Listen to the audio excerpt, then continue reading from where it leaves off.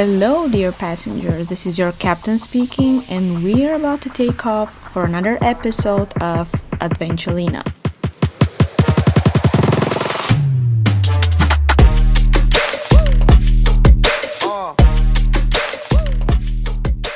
Hello, everyone. Welcome back to another episode of your favorite travel podcast, Adventulina. It's been a minute, but the last few months have been pretty crazy over here. I don't even know where to start from. There's so many updates, there's so many things happening, but I think the highlight is still the launch of my first ever physical product, Wonder Jar. Some of you know that back in September, I released the ultimate guide to less popular places in San Francisco, all fit in a jar. That's right, you heard it right. 113 less popular places in San Francisco, ready for you to explore them. The places are divided into 8 categories, such as nature and outdoors, dates, food and dining, city views, entertainment, one-day getaway, hidden gems, and touristy stuff. Wonder Jar is color-coded, so each category has its own color. When you decide what type of adventure you're in a mood in, you just see which color reflects it and you pull out a piece of paper with the same color from the jar. That's it. On the little piece of paper, you will see the name of your place along with a QR code. When you scan it, it's going to take you to a dedicated page with detailed information about the spot. It's not going to spoil it for you, but it's going to give you enough for you to be prepared before going. Wonder Jar is something that I have put a lot of time, effort, energy, and hope in, and I really cannot wait for you guys to rediscover San Francisco through it. And here's the moment to say thank you for all your orders and all your support. It was truly amazing to see how many people loved it.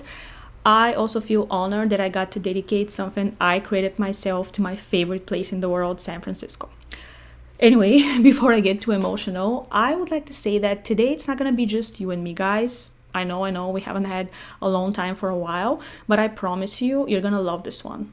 I think I've talked about this before on the podcast. I think it was the very first episode, the pilot. Travel talk is the best way to break the ice and make things better if the situation is awkward. I can never be bored if I'm listening to someone sharing their trips and experiences. And that's exactly what happened during this episode. I was honored to sit with someone who has more than 30 years of trips and experiences to share with us. Someone who has been to all 7 continents, to more than 100 countries, many of them multiple times. Someone who has worked their way through the operational side of travel, studied including time at Cornell, climbed to leadership, even CEO of a company, and then founded his own Operator focused on small groups and private expeditions that runs 74 destinations worldwide. I repeat, 74. This someone is Jorge Salas-Guevara. Jorge is the founder and president of New Paths Expeditions, a US-based luxury travel operator specializing in small group and private journeys to remote destinations worldwide. Africa, Asia, Australia, South and Central America, Europe, the Arctic, Antarctica, everywhere. With more than 30 years in the travel industry and expeditions in over 100 countries, Jorge has developed and led journeys across some of the planet's most challenging landscapes, such as Patagonia and Papua New Guinea, while also collaborating with governments, non-governmental organizations, investors, and local businesses to develop destinations, lodges, hotels, and expedition cruises. He's a lifelong advocate for conservation. He has led initiatives ranging from reforestation and clean water projects to training local people as guides, an approach that continues to shape his company, New Paths Expeditions, today. He is also a published wildlife and travel photographer by the Smithsonian, World Wildlife Fund, Forbes, Nature Conservancy, and has lectured at Smithsonian venues and international travel conferences. Jorge's career reads like a map of the world. Peru to Patagonia, the Amazon to Papua New Guinea. He has spent decades shaping expedition travel with a focus on safety, cultural respect, and slow, meaningful experiences. He has been returning to Papua New Guinea for 30 years, and he's an honorary member of 2 clans there. Also, he has spent a huge amount of time in the Amazon, approximately 400 weeks, and he has ran 5 Amazon ships. Jorge believes that expedition travel is about slowing down and experiencing culture, nature, and history holistically. Now a single parent to Josefina, who I believe is 12 or 13 years old, Jorge blends work and parenting, teaching his daughter to travel responsibly and showing her the world. In this episode, he walks us through the moments that launched him, the lessons that kept him grounded, and why Papua New Guinea and Patagonia still take his breath away. Guys, I cannot wait to share this episode with you. I give you Jorge Salas-Guevara. Jorge, welcome to Adventurina, and thank you so much for taking the time to be a guest on the show. Thank you so much. It's a true pleasure to be here, and thank you to everyone that could be watching or listening. Appreciate it. For my listeners who don't know you, have no idea who you are, maybe, would you please introduce yourself, tell us where you're from, what you do, and how you got yourself into it? Thank you. So, of course. Well, my name is Jorge Salas-Guevara. That's a long name, Jorge Salas. And I am originally from Peru, but started working in Patagonia 33 years ago in tourism as a hiking and mountain, the trekking guide and mountain guide. And then little by little, I started to move. And very soon, I started to work with some of the leading companies in the US, on which, to make short a long career, I've done most of things in the operational side of travel. And I worked for some of the leading brands in the US and got to their board. I eventually became a CEO of one of them. And about 13 years ago, I decided to open my own operator, which was the dream.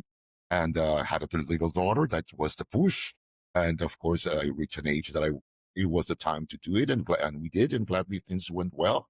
Now I have New Paths Expeditions, and we run expeditions in small groups and private trips to remote destinations. That's how we started with Ethiopia, Papua New Guinea, Madagascar, which areas that I had expertise. But now we do 68 destinations so far.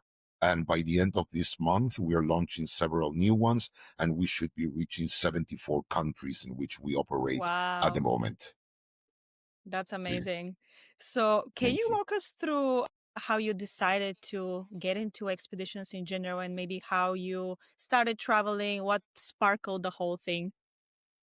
Well, it's how it started. I think it was my grandfather when I was very young. My grandfather, he used to work for the United Nations in those years. That United Nation, that was a long Mm-hmm. time ago. I'm 53, and we will go to the airport and see him fly all the time. He was coming and going all the time.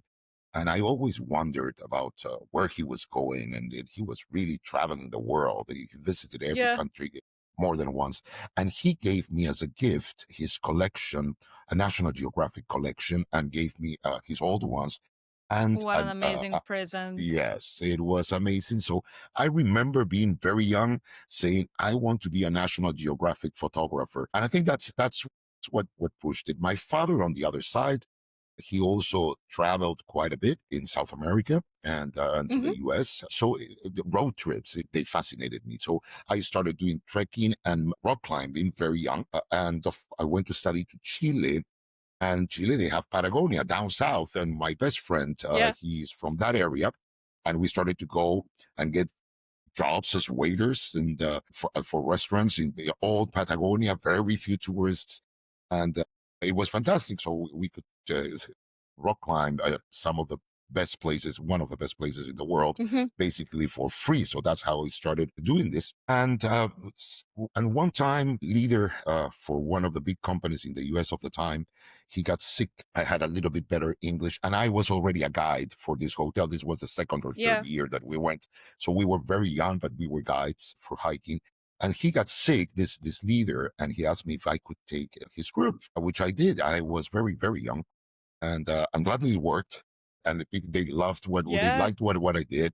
So this company called me, and I started working for them since then. And then little by little, started to work with one, with another, and as a freelancer. And eventually, I became the staff of one of them, which was bought by a big corporation. So started to Mm-hmm. move in over the ladder, studied a little bit more, went to Cornell, took a break, went to Yeah. Cornell, and then, well, and that's how it all started rolling. But I think the passion Yeah. was started by those National Geographic, and I have not been published yet, or not been published by National Geographic, but by other publications like Smithsonian There's and still a World lot of Wildlife time, Fund. so So it's yes, coming. hopefully. Yeah, that's amazing. And just to think of how it kind of runs through your family, like from your grandfather to your father, now down to you. I I think this experience from like our parents or our grandparents is what initially sparks, the love of Correct. traveling in a lot of people.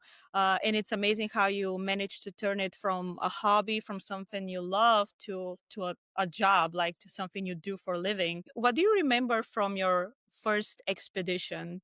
Do you remember where it was? Do you remember how you felt? Like, what kind of memories do you have from this first experience?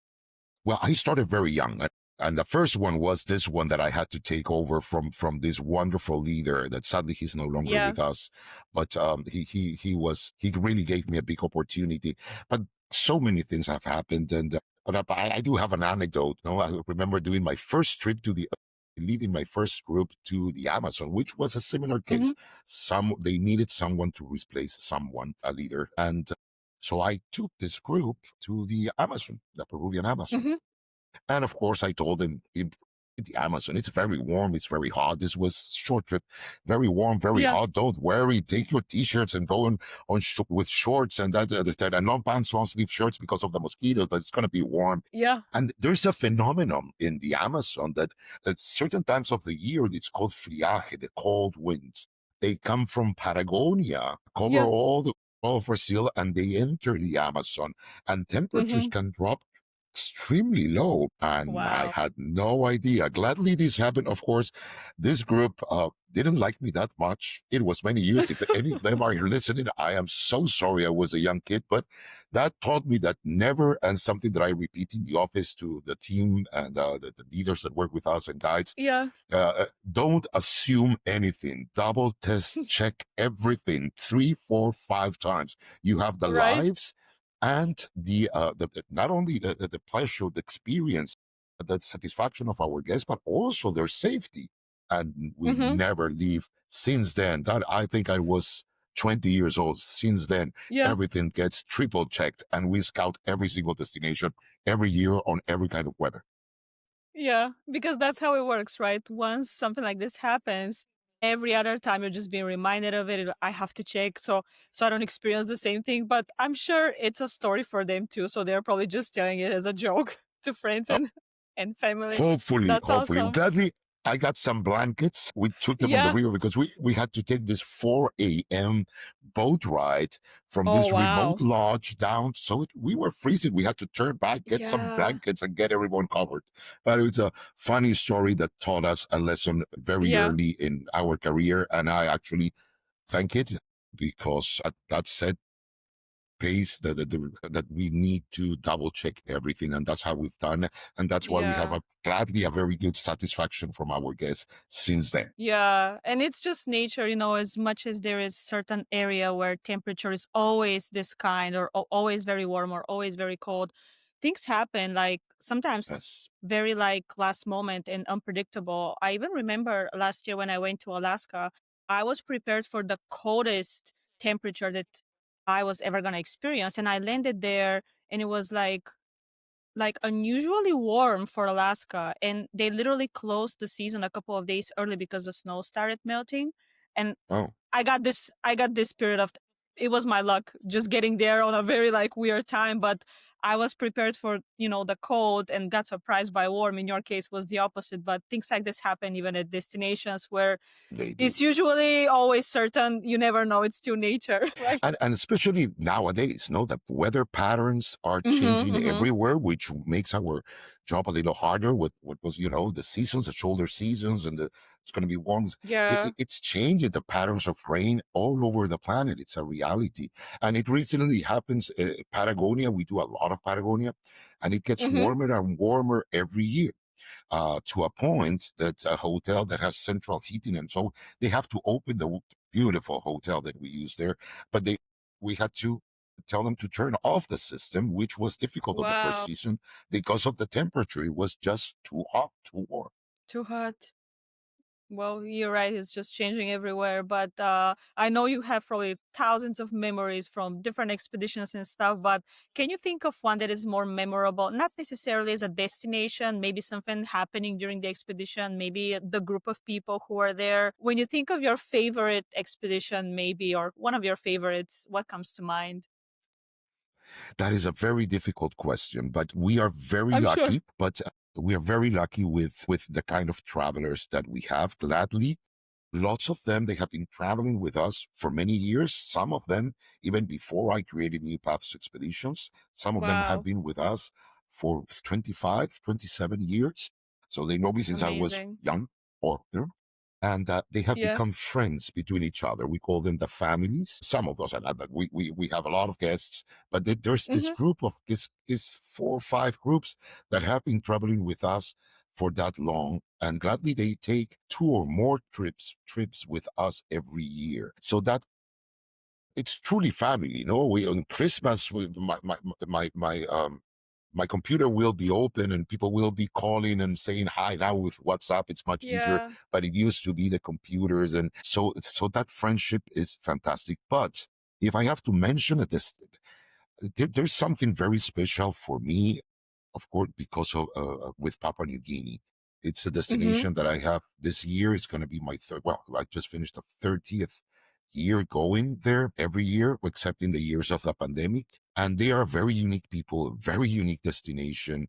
And I'm an honorary member of 2 clans. So I really have this particular love. So when they ask me which is my favorite destination, I will say Papua New Guinea is the most interesting one. It's the most difficult one Hmm. as a guide or as a leader. It has its challenges. It's a completely different world, but Yeah. certainly it is one of the most fascinating ones. The other one is the most beautiful one, and I would say I believe that Patagonia is the most beautiful place on earth, in my opinion. And then Yeah. every expedition is different. I am very lucky. I get to repeat, and my colleagues and that are part of my Yeah. team, we get to repeat a lot of destinations, and every trip is different. Not only because of the guests that we have, but the destination Hmm. always provides something new. And so I would say that the greatest trip that we are that I like is the one that I'm doing at the moment, or that's coming. Yeah. Yeah. Do you ever get like tired of a place? Do you ever think like, "Oh, I've been there so many times, like I'm okay if I don't go for a while?" Yeah. Not really. Not really. And photography helps a lot with that. I did 400 weeks at a period of my life. I ran 5 ships in the Amazon. And so I Mhm. spent a lot of time there, and I spent a total of 400 weeks there. Wow. 40 in Cuba for a time. I don't do Cuba anymore for several Hmm. reasons, but Cuba or Patagonia, I spent a long time. And sometimes it can get a little repetitive after 400 weeks. But what Yeah. helped a lot is photography, the thing of Mm. looking always for the new species, the lights and the right angle and those surprises, and then the migrants, and you start understanding. And when you're traveling and you're going from one destination to another in different continents in the same period, you're jumping from here to North America and then going to Asia, and Yeah. you start seeing how they migrate and what so that connecting the dots really helps. Photography has been a major help. I'm always happy to be out there with my camera, even if it's a place that I have been again 400 weeks. Yeah. Interesting. And to go on an expedition, it takes a little bit of different type of traveler, I believe. There are people who prefer to just, walk in a city environment, kind of have everything one hand away, if you want to say that. What do you think takes in a person to be the type of traveler who would really enjoy an expedition, who would be ready? Because you, to extent, need some kind of, preparation. You need to be aware of uh how you would feel and like what you're comfortable with. What do you think takes in a person to be that type of traveler? Curiosity Yeah. is something that really drives people towards expedition travel, wanting to see and wanting to learn more. Normally, our guests are highly educated. They are very interested, very curious, and that's why drive them towards this. At the beginning, we did a lot of natural history because that's where I came from. You know, Mm-hmm. before after mountain guiding, I became a naturalist. But I'm a Peruvian. Also, for us here, archaeology is extremely important, and I like Yeah. food also quite a bit. So our expeditions, we don't go just to see birds. We go to the remote destinations. We try to provide an experience for that our guests an holistic view of the destination. Know what the destination has to give, and if it's more wildlife, well, that's what we're going to do mostly. But if there's also archaeology, so we try to balance things. Where I'm trying to Mm-hmm. go is that if I get to um, uh, uh, put name my guests in a way, I would say they are Renaissance people. They really Mm-hmm. like the arts and the nature and the culture and the modern history and the past history, curiosity about everything and being able to understand the destination. That doesn't mean that, for example, in Australia right now, we do this wild Australia expedition because lots of people have already been, and the language, there's no language barrier, Yeah. so people can go to Sydney and Brisbane and do it on their own. And Mm-hmm. we provide the extensions and city tours and all that. But we concentrate in Australia mainly in wildlife and the original people's culture. Yeah. That's what we will go. But for example, in the stands in the Silk Road, that's a balance of everything. As it is with Peru, for example, it's a balance Yeah. of everything because that culture, the nature, the archaeology, it's all there. We have to do it all. So it all depends on the destination. I see.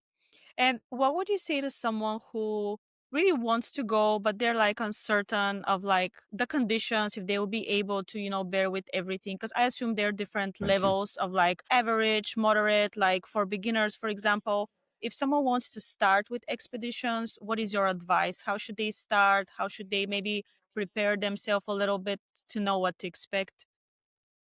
Well, there are two ways of doing it. Doing it on your own, as normally young people will do it, and then Mm-hmm. the other way is to take an organized expedition that will take care of all the variables before you go. Water supply, safety, the level of walking, how hard the walking is going to be. We Mm-hmm. have our contacts, so if we know that somebody has an issue with walking, we will get them close to the main house room at the hotel. So all this little, we worry about all this. So that's makes much easier. We have guests that go all the way. We don't do big hiking anymore. We have a section in Mm-hmm. the company that it's for active travelers, but our general expeditions actually are a great fit for families. I have up to 3 generations traveling with us, from grandkid, parents, and grandma and grandpa are on Amazing. the same trip, and the kids will like to go. You see, we have the ratio guest guide ratio, I believe, is the best one in the US right now. So we Mm-hmm. can take, okay, so if someone wants to do a little bit more walking, well, the local guide can go and the leader will stay with the others. We call them the hard walkers and the Johnny Walkers, no? That were to make a The joke Johnny Walkers. they work at the Johnny Walkers. Huh? So we walk a little bit slower. So we try to accommodate and design the trips that fit for everyone. Let's remember, Mm-hmm. we're not our kind of expeditions. We go to learn, to see and experience new cultures and new wildlife, and not to intervene. On our walks, we are looking for the wildlife. We are analyzing the orchids. So really, going into long walks that are very, very difficult is not what we do. Mm-hmm. Expedition travel is not that. Expedition travel is to take it slow and go and analyze and experience. Sometimes people believe that, oh no, we need to get on a raft and cover tremendous amounts of distance and then get in on a four Yeah. wheel drive and climb a mountain. And yes, we do that, but we do it slowly. So everyone can. Yeah. That's amazing because it opens this experience to so many people who So don't feel confident. And the fact that you said people bring their kids, and that's amazing experience for someone who wants to travel, with family members, it makes it even more special. And I'm curious to hear, separate from expeditions in when you travel for work, if I can say that, what is your way of traveling when you travel for, of course, expeditions are also pleasure, but when you travel for your personal pleasure, what are you as a traveler? well, and 2 days from now, I'm leaving with my daughter to a wonderful secluded beach that I love to go. and I love to relax there, and I cook and I fish. But it's whale season, so we're going to take some photos of whales. Yeah. Photography, it's important for us, and and I have this joy now of being the single parent of a 12-year-old. She's going to be 13 very soon, and she has been traveling with me for quite a while. She already has 4 continents in her passport, so Awesome. now it's a project. It's showing her as much as possible, and then going to India and spending 2 months and then enjoying our wonderful trips there and our expeditions, but also then backpacking a little bit with her, making sure that she carries her own weight, and take advantage of this wonderful educational opportunity that travel brings to kids. And that has become a passion, and that's what we do on our private time. Is Yeah, showing that's Josefina amazing. of much of the world, and in a Yeah. responsible manner, and that she becomes a confident person. So that's the project. Yeah, and it's the best education you can give your children, I Great. believe. It's just something that it's very hard, if not even impossible, to learn in school. Doesn't matter how good the education system is, it's just things that if you don't interact with them, if you don't see them in person, and if you don't experience them, no school will teach you those things. So that's amazing. And I'm so happy for you and for your daughter that you get to experience this Thank you. together. Is there a place that you are really excited to take her and share with her, like a favorite place of yours that she hasn't been to, and you are really excited to just visit this Um, place together? Well, I can think about two right now, but one, I'm going to sound repetitive, but I'm in love with this place, Papua New Guinea. The That's hardest, okay. but It's just most interesting yeah. one. And they have the Mount Hagen Sinsin, the biggest tribal gathering in the world. You're Mm-hmm. talking between 60 and 120. We never know how many. About 50, 40 representatives of each clan, for Oh 60 to wow. 120 tribes. They get together with all, and they decorate themselves with the feathers of birds of paradise and their paint. And people think that they are decorated sometimes when they see that they do it for tourists. Very few tourists Mm-hmm. go. This is a local event, national event. Yeah. And it's one of the most amazing experiences, and the smell, every single sense. It's bombarded. Yeah. It's overwhelming, but it's fascinating. And then we love horses, and she loves horses. She's a very good rider. So Mongolia. Mongolia was one of our first Wow. destinations. So Yeah. I have this trip planned that I really want to. We do the Nadam Festival in the Gobi Mm-hmm. Desert, and that's something that I think it's a tradition there, and they do the wrestling, bow and arrows, and horseback riding. And then Yeah. I would love to take her on after experiencing all that with our groups, take a multi-day trek on horses. Wow. That's Yeah. a She dream. would be excited if she's a rider, if she loves Oh horses. yes, That's like the dream. but there's Amazing. so many. Egypt, Yeah. Egypt with the horses, Yeah. so many. Yeah. Gladly, But we have that's a good fun because planet. yeah, it gives you more opportunities, like more destinations to take her to. And Yes, for Papua New Guinea, I talk to people, and a lot of people are even left with the impression that it's, not just not advised to travel there, but it's almost like prohibited. Can you share a few maybe misconceptions of the destination, things that are kind of like popular but are not completely true, don't completely match the reality, something that can give people more information about the destination itself?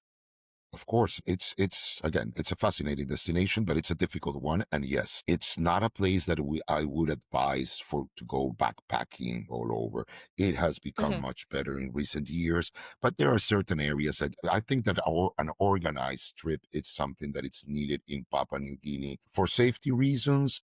Papua New Guineans are fantastic people, but the culture is so different to Western ways of seeing the world. That the cultural shock, if you're traveling on your own, there's certain things that for them won't be bad, but for us, of this part of the world, it could be a little bit difficult. So I advise that it's always with an organized trip. That's the first thing that I have to say. But you see, of all the 6,000 languages that exist in the world, 800 exist in Papua New Guinea. So I've that heard that you something can think, similar. I wasn't sure if it's true, but thank you for sharing yes, because that confirms. see. Yeah. Wow. So the cultural diversity is tremendous.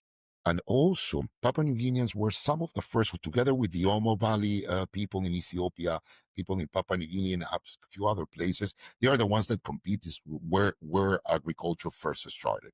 One of these Mm-hmm. places is Papua New Guinea. So they were the most advanced humans, or some of the most advanced humans in a certain moment of time.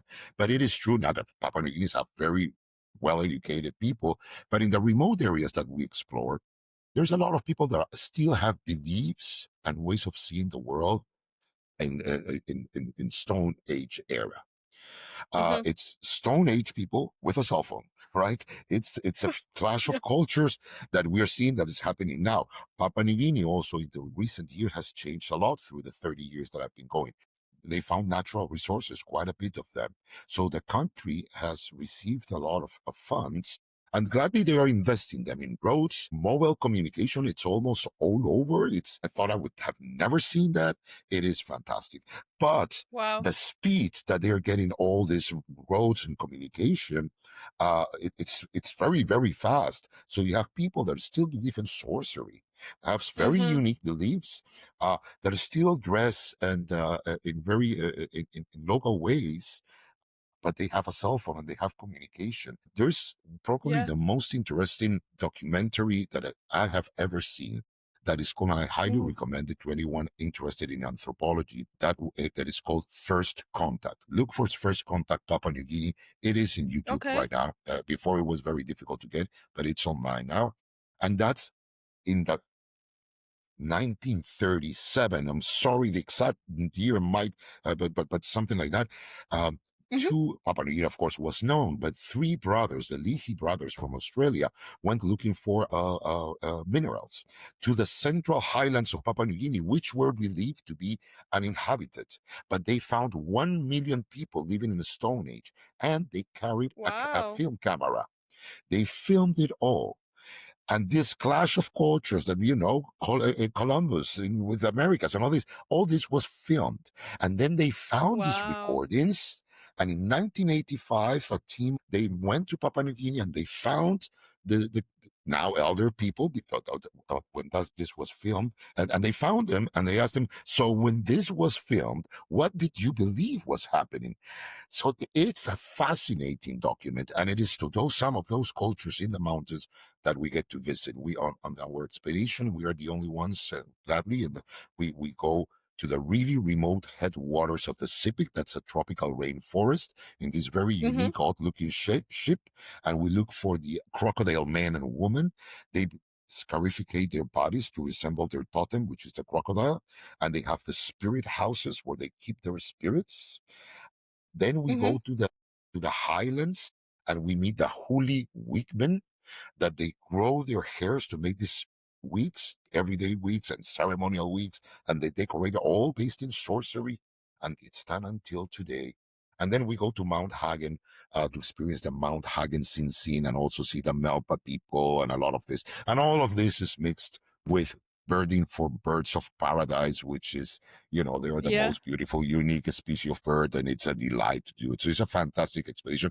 Plus, of course, we go to the city. I'm sorry, I explained the trip, but I love it so much. I No, no, never no. stop. It's perfect because I'm fascinated by everything that I'm not aware of, and it just sounds like something that every traveler with a long bucket list should have there. It's just an Yes, experience that might sound a little not scary but uncomfortable to some people first, but if you have enough information from people like you, I think it's just the right move to, like you said, go in a group, go with people who have been there multiple correct. times. They know how to deal with everything. You will feel way safer and you don't have to think of all the complications that someone else already figured out. So thank you for sharing all of this, and everyone go watch First Contact. Full story, that was very interesting. One last thing about Papua New Guinea, Yeah, going to your please. question, the logistics of getting to these kind of places, it's all done by charter planes, small charter Mm-hmm. planes. So the Yeah. safety of those planes and the cost of those planes, it's better to split them among a group Mm-hmm. and between a group. Every expedition starts with the same speech, but there's nowhere that it's more true than in Papua New Guinea. We always start. This is an expedition. It's not a tour. It's not that thing. Yeah. I'm going to tell you how things will go, and they will not go. At least once, they will not go as planned.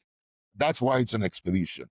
And if there's nowhere else, this is true in Papua New Guinea. And understanding the ways locals deal with different situations, it's a little tricky for Western ways of thinking. And the last is that our trips, every year when I started doing this, we were okay in using basic accommodations here and there, not so experienced travelers. Now the expectations of all of us, because of the quality, safari camps are now super upscale, and we have this Yeah. so every year I have seen it through this 3 decades doing this, that the standards of hotels have increased tremendously and our expectations also. So we are kind of a Mm-hmm. little bit on the upscale side. We love to go out and experience all this, but enjoy these beautiful properties also. But in Papua New Guinea, we have secured the best hotels, very few inventory, only 7 companies in the world have spaces for the Mount High scene. We are one of them, Wow. but don't expect luxury. Don't expect Yeah, of luxury. course. It's For some but it's comfortable. destinations, Yes. yeah. And that was actually part of my next question. I'm curious to hear, you have a long, long experience, many years in the field, many years in the industry. When you look back to your maybe first years that doing expeditions to nowadays, what is the biggest change you see, maybe even in people who are coming to the expeditions? I know the digital part is big part of the whole change, which is like people using more devices, wanting to stay connected more. But for example, Correct. like the accommodation you just shared, it with time passing, people just expect kind of like not luxurious things, but like upscale things. So what is another change you have noticed throughout the whole course of your career? Well, well, definitely the standards of accommodations of service, not only they have increased, but the expectations of people, the generations, Mm-hmm. they have changed. Even the same people that I used to see it, and I remember, well, she's making this comment about this hotel, but this is 10 times better than that hotel we used 15 years ago, and she loved it, right? So Yeah. the expectations, even of even my own, because that's the current standard. Of course, Yeah. communication. It's something that I wrote an article not long ago about this. The beginning of this year, I took. I'm always traveling, but this was I went to covered 4 continents in 1 month, and so I was going, coming, and going. And something that I love about flying is that this disconnection, complete disconnection, no internet. There's no Mm-hmm. way. Whatever problem, your life stands still, and I call it the Yeah. tube. Just go through the tube, right? And I love Yeah. that. But that month of travel, every single flight had connection. So Mm-hmm. that beauty It's how it of is nowadays. isolation is going away, and that is something that really makes me sad. But there's Mm-hmm. another thing that I really like. I love food. And before in Peru, in Thailand, they will cook without flavor and spices for tourists. So in order to be Mm-hmm. safe and that everybody will be Yeah. okay, and if you want to add more salt, that would be so. Food in the tourism industry was very bland and very boring, and Yeah. now is fantastic. That has changed Right. The completely, opposite. and everyone want to showcase their countries and their. So I love that change. Back to the internet, I think that you mentioned, I completely agree with you. And I think part of me always getting excited to get on a plane, at least in the past, was I know no one's gonna find me. I know I'm offline. My phone is not gonna ring. I'm not gonna get notifications. I work on a computer for many hours a day, and it's just my short time to be offline. And I really enjoyed it. You start getting notifications. You're able to connect, and maybe for a long flight that makes sense. And of course, people who work and have meetings, they operate a business, they cannot afford being offline, basically. But Hmm. sometimes it's just wow, like this was the only time when I knew no one could reach me, and now Claro. it's just different, and your little offline time is kind of gone. So I agree with you. That's one of the things that makes me a little sad, because you literally cannot go anywhere anymore just to say, oh, I No. didn't have service, oh, you couldn't reach me. Like there's no excuse like this anymore.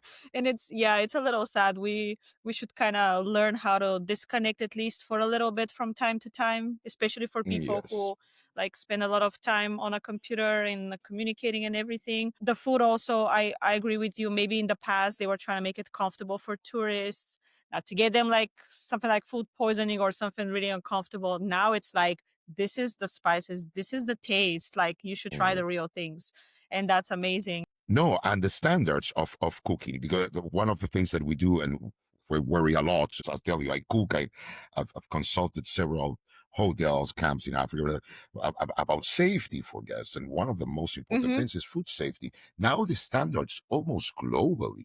We do a lot of Madagascar. And I remember when I started doing Madagascar, what, 27, 25 years ago, it was a challenge. It was very difficult. And I had to, sometimes I remember going in and cooking myself and deep frying everything because of safety standard. Today, you have foie gras, oysters, and caviar that is being produced in Madagascar. And when you enter Yeah. the we enter the kitchens of every single restaurant and we check them professionally. It's a lot of destinations. At the beginning, I used to do it.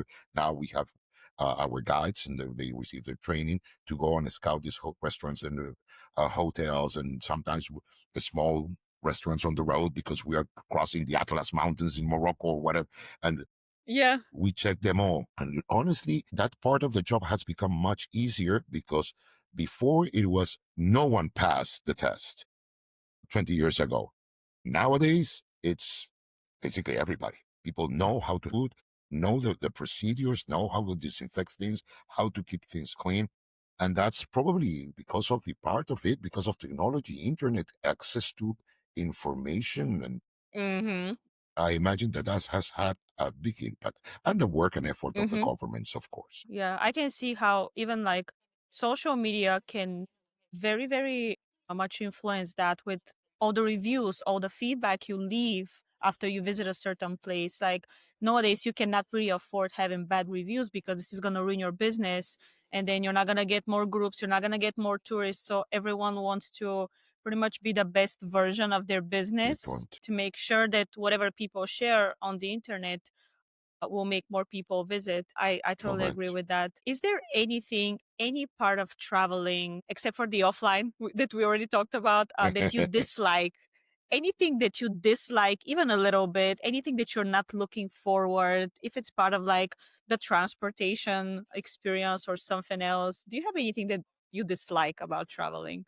I'm curious. Well, TSA lines when the airports are full. No one likes those.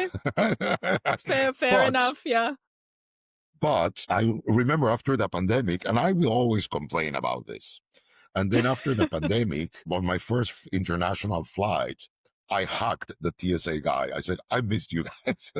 No, I went, even Yeah. though I always complained about it. But yes, that's the reality. But the good thing is that now we have the new technology in most airports. Now it's starting to change, not Mm-hmm. everywhere, but now we have these scanners. We don't have to take laptops out. We don't have to take our shoes off. Just Mm-hmm. that's getting better. Yeah. Progress is coming. I think a lot of the advanced technologies allow us to be kind of like calm during the airport experience. The only thing that I don't like from the airport experience, and it's not necessarily airport more than like immigration, it's the fact that most of the countries, they don't stamp your passport anymore. And I feel very, Anymore. very sad about this because it's like, it's almost taken away a souvenir that was supposed to be yours. I'm really sentimental about souvenirs or some small things bringing from vacation, bringing from a place that I may never go back to because you never know. And this felt like some really good achievement Yes. that you're going to have in your passport. I know people who literally didn't give up their previous passports even after they expired. They just claimed them as lost or stolen and Mm-hmm. paid a fee just to be able to, keep the Okay. actual passport with the stamps as a souvenir. I would totally do that too. But nowadays it's like, digital and we don't get to experience the real stamp. It's rare. It still happens, but I miss it. I agree. It was like now it was an issue also when you travel a lot and then you filled up the passport and you will. I remember asking, Yeah. "Hey, please, can you put it in that same page?" So keep copies, same Yeah, a pages. little bit of But room. there are some. There's some destinations that they will stamp your passport. It's not an official stamp, but it's a great Mhm, idea. yeah. I need to think about it. Maybe getting some stamps for our different destinations. I think that might be something interesting for our guests. Great idea. Thank you for that. Yeah. I might copy it. Oh, please. No, I always think about it because it's a great way to replace the official one. Even if it's like you said, it's not completely legit. It's just still a memory and it doesn't bother anyone to be in your actual passport. I remember I have, See, I think from Santa Claus house in Alaska, I have like a Santa Claus house stamp on my passport. It's not legit, it's not for immigration, but it doesn't bother anyone. Correct. It can be there. I will take it if it's a souvenir type of thing. It's a classic in Antarctica, no? So yes, yes. Yeah, No, no, yeah, that's it's a great definitely. idea. And then talking about that, if you don't mind, I remember something that I miss. Yeah. It's some places you still can do it, but it's difficult when some guests request the following, which is sending postcards. Thank you. That was great, right? And especially for I have this 100-year-old grandma, yeah, she's still with Yeah, us, bright, sweet, great, and she was accustomed for me sending her postcards, and now she yeah. doesn't get them, and she's upset with me, and she complains, "Where are my Oh, postcards?" Especially because there was one story. One time we were it was in Easter Island, and I sent her a postcard from Easter Island. It took 6 months for it to arrive. No, I thought it was lost, but it made it 6 months. Eventually, it but did. he made it. Yeah, that's amazing. And I said thank you for saying that because I love postcards, and I like my friends joke with me like, "Oh, you're like a grandma." I'm like, I'm okay with that. I love my postcards. Yeah, Everywhere I go, I always buy five. One for me, one for my parents, one for my sister's family, one for my coworkers from my last job in Bulgaria, and one for friends in Massachusetts. It's always there you go. five. I always Beautiful. send them, and there is something that will never replace a postcard. It doesn't matter. They're going to see 1,000 of photos, whatever I post, or I can send them photos. I can tell them so many stories, but this little value in this postcard, it's so hard to replace. And I even started Correct. like collecting my own. I just got like a little hook, like a metal hook, and I started perforating them and putting them on this hook. Now I have about like, I don't know, maybe Good idea. 60 or 70. I don't have from all my destinations, but it's a really, really nice way to keep them without having to maybe put them on a wall. And I find it really upsetting when there are destinations that I cannot find postcards because there are some. I first thing I Yes. can think of, Mexico and Bolivia. I couldn't find any postcards, specifically in Bolivia. People literally were like, "We have never had this," or maybe it's been years, and I felt so bad because it wasn't just for my little collection, but I'm like, "Wow, well, maybe there is Very. no demand, so people just don't make them That's anymore." the problem. But yeah, that's another thing. I But it's a agree with custom you. that should get back. But it's so difficult. Sometimes we try and we find some, and then the post office, there's only one. It's an hour Yeah, away, right? Because true. I really want to help you, but it's an hour drive to get to that place. So Yeah, we yeah, try, we look for ways to help them. But it's sad. It's something that it was, and it's such a warm touch. Somebody remembered you while it they is. were, I was there. No, Absolutely. they were there. So Yeah, like it's you sad. thought of someone while you were experiencing Exactly. this cool thing, and it's just way more than any other present. And even at destinations where you cannot physically mail them from there, I have had cases when I would bring them home and I would just mail them from here, but Maybe from the a good one. actual postcard still comes from the destination. So Very sometimes, good. you got to do what you got to do just for the Good sake of one. the present. And hey, one more idea. Maybe you guys can have postcards to give out to people I from the do. expeditions as a little souvenir. That would be, you know, We used to as a pre-departure package. We really worry about our yeah, pre-departure packages and information, and of course there's water bottles, or T-shirts, and a book, a nice. map, and we used to include the postcards. But then we had the problems of where do we mail them from? But yeah, Yeah, it's a good idea maybe to mail. So that is starting to become an issue. yeah. But maybe we should bring Had it to back, or exclude at it. least for certain destinations. At least for the destinations, you know that there's something close around to Maywood from. And let us know what is left for the rest of the year. What are the expeditions that you're gonna go to for the rest of the year? Maybe even in 2026. If any of my listeners want to take a look, what is the website? How Thank you. can they contact you? What is the first step for someone to do to start on this great adventure? Thank you. Thank you so much. Well, it's NP as New Paths, npexpeditions.com. I hope you come. The website is there. There's a lot of information. As I tell you, it's 68 destinations right now, but very soon it's going to 73, 74. I've lost that. But we're doing a new change on the website. So if you go now and you go in 3 or 4 weeks, you're going to see a lot of changes. So Yeah. and I think they're going to be fun. Um, but what we are doing, again, we have around 70 destinations around the world, Central America, South America, Africa, from West Africa, Sub-Saharan Africa, Ethiopia, all the way down to the Safari Africa and all of those destinations, Asia and Oceania, we call it Australasia. Hmm. And our trips are very, very complete. And then we have group departures and private departures. And now all of our departures are going to be, since next month, they're going to be guaranteed departures and then multiple dates, which is something Okay. great that we have been working quite a bit. Yeah. In my case, I lead at least 3, if not 4, president expeditions every year. Usually they Hmm. are the first ones. I'm in charge of the product development, let's call it, for the design of the trips. And that's one of the things that I love most of my work, my office work, and we design and then Yeah. go with scout it, deal the relationships with suppliers, hotels, governments, and launching all this destination is something that I'm really passionate about. But I try to see it as an art form and I treat it like that. Yeah. So, It and is. the It first is. departures, the first departure I take, I lead it personally. I think it's very important in my position that I remain with the guides in the field, with the guests, to not lose perspective. And Hmm. I think it's very important. So I'm going to our first one in Europe. This is a new line that we have created, a little bit softer adventure, more upscale. It's a different line Hmm. from the expedition. And we're doing Andalusia, Madrid. We're going from Ooh. Granada to Seville on the Al Andalus train, which is fabulous. If you're going to go to that area, it's not super Oh, I've seen expensive and it on it's fun. Instagram. Looks It's amazing. it's marvelous. The service is incredible. I went to scout it and they said, I'm not so sure. I think I have to do it again. And gladly they let me go the other way around. Yeah. That's how it is. I decided to stay. I didn't want to leave. And they were very kind to allow me during the scouting. Love it.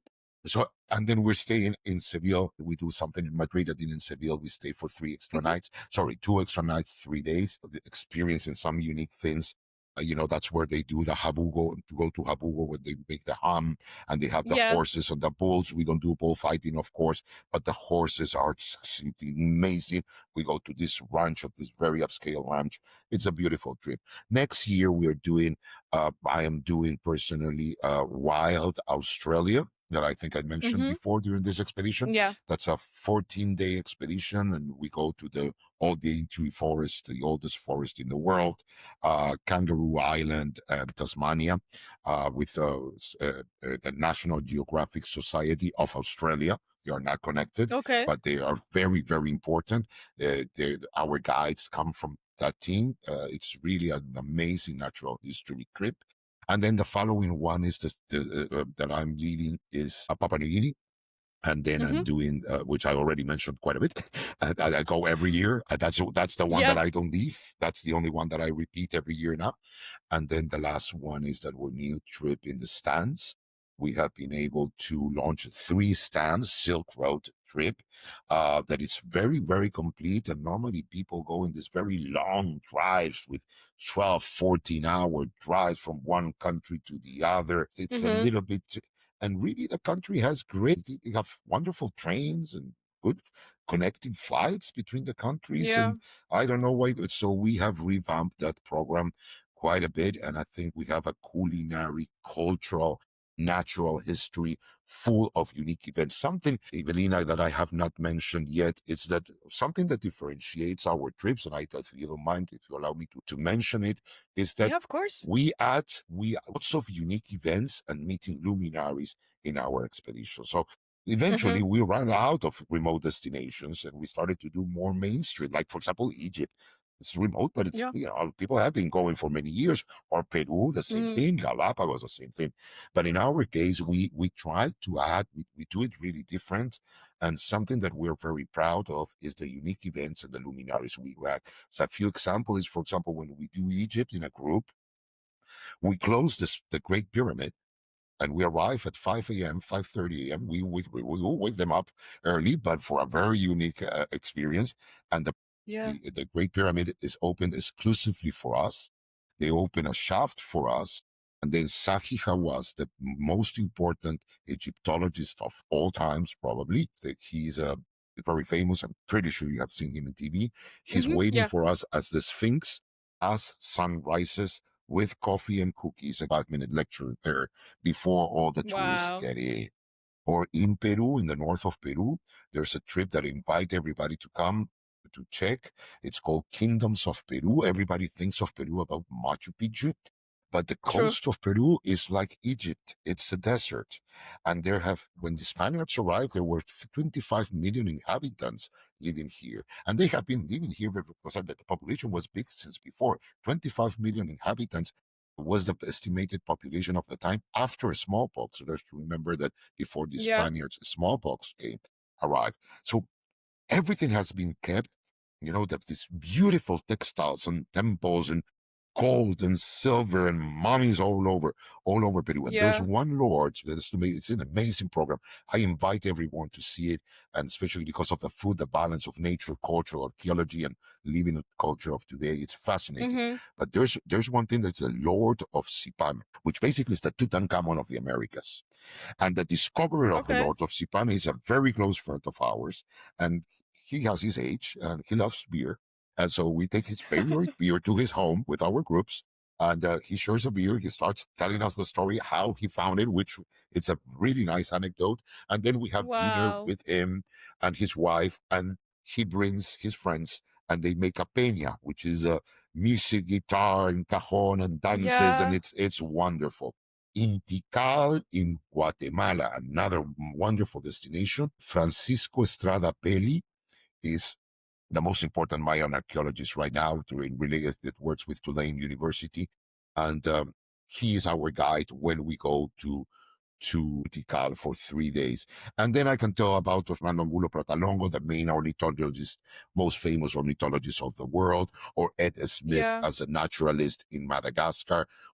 If we go to the Colón Theater in Buenos Aires, we have a former soprano that will take you not on the normal tour, but go on the back, and she will tell you gossip of who fell in love with who while during the plays and all this kind of thing. So we are all those Yeah. trying to build this new, unique events that we think that we build for our groups. That's something that I Yeah. really love doing. So I'm sorry I wanted to mention it because that's part of the core of what we do and how we do it. Absolutely. These unique experiences that you cannot just go there and ask for something like this, or you don't even know what to ask for. So it's always great for someone to take you there and give you something that you're going to go back home and maybe you're going to talk to people who have been to that destination, but they have done Mhm. the main things. Like you said, when people go to Peru, they immediately think of Machu Picchu and the Rainbow Mountain.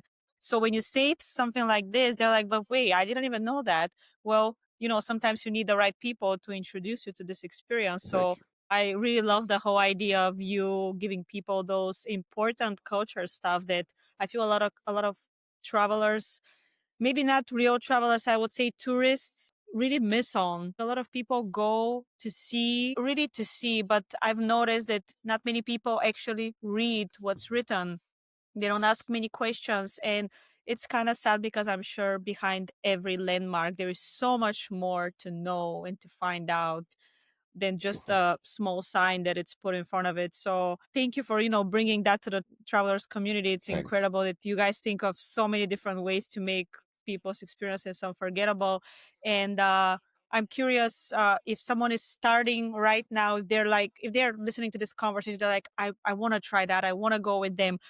What's the destination you would recommend for someone who has never been on an expedition to start with? Oh, I know you mentioned your kind of favorites like Patagonia, Papua New Guinea, Madagascar, from what I heard, is one of your favorites as well. yes. What would you recommend? Like, let's say you're starting right now with your preferences and your type of traveling.